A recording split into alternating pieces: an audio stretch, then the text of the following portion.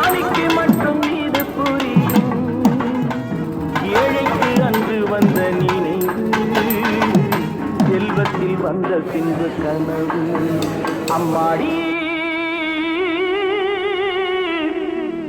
பொண்ணுக்கு தங்க மனசு